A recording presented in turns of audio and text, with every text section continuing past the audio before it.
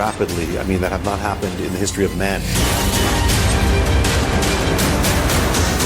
How are level-headed, responsible Christians to relate to the testimony of the biblical prophets and the unfolding of chaos throughout the world?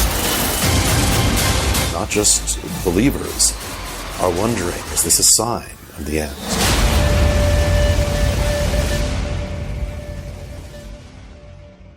Well, thank you for allowing me that break.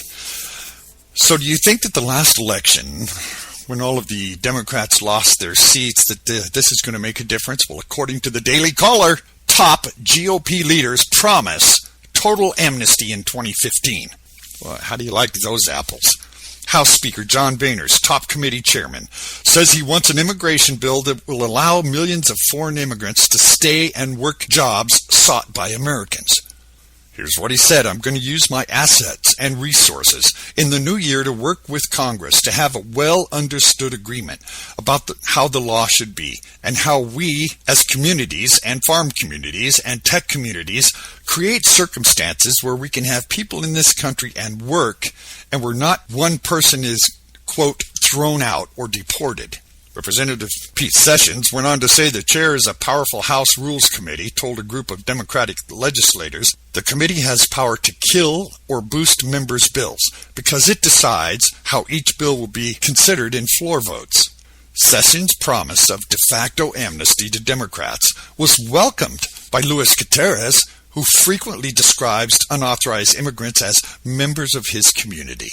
My heart was filled with a lot of joy when you said that people here don't present a danger, basically should be set aside, that those aren't the people we should be going after, said Gutierrez. The December 3rd hearing took place the evening before Boehner announced he wouldn't even try to defund Obama's amnesty.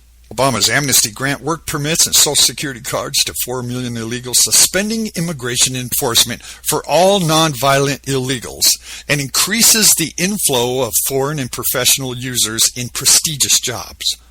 Boehner's support for Obama's amnesty came 2 years after the debate over Obama's push for a Senate bill that would have doubled the annual flow of immigrants and guest workers to almost 4 million a year.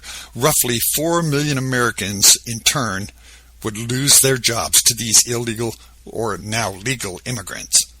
Many polls showed that Obama lost the public debate, that the November ballot showed many Democratic candidates who supported amnesty lost to GOP candidates who opposed amnesty.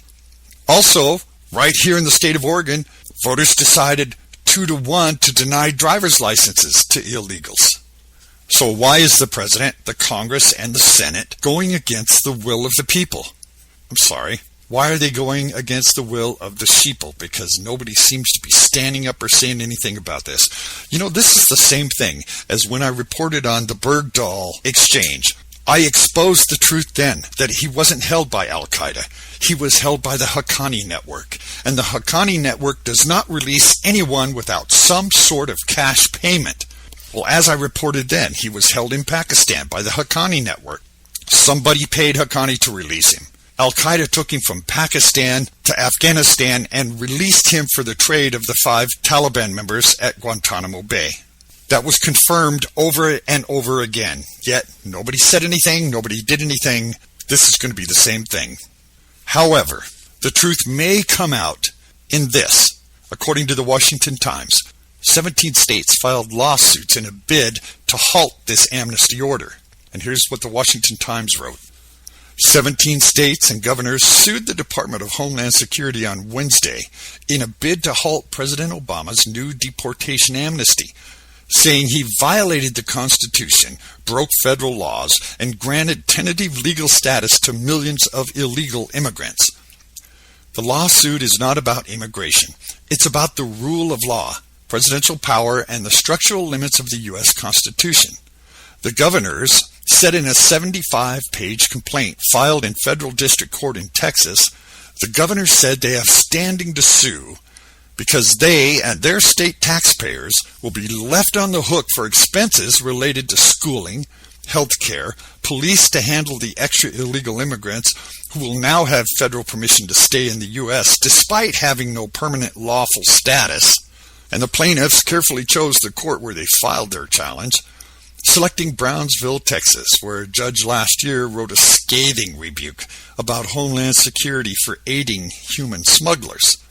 Mr. Obama's unilateral immigration action that was announced on November 20th would grant tentative status and work permits to nearly 5 million illegal immigrants, would remove any others from any danger of deportation, though they would not have the same legal status as those officially granted the amnesty. This policy provoked outrage among conservatives, immediately spurring Maricopa County Sheriff to sue the administration and the GOP states to organize a lawsuit.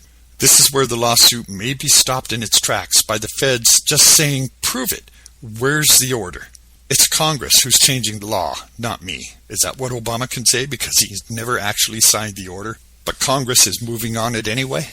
Is that the goal? To fool everybody into thinking he signed it, having Congress approve it, even though he never signed that action? We need to be paying attention here, folks. And as usual, as the dust settles and the smoke clears, I'll come back with another update that the mainstream media will never touch. You can email me at contact@wdeanshook.com. The webpage, wdeanshook.com, where you will find links to all of these stories and their sources. Facebook, WDeanShook, Twitter, WDeanShook. I'll see you on our next update. Thank you. You can get these full stories and more at wdeanshook.com. That's wdeanshook.com.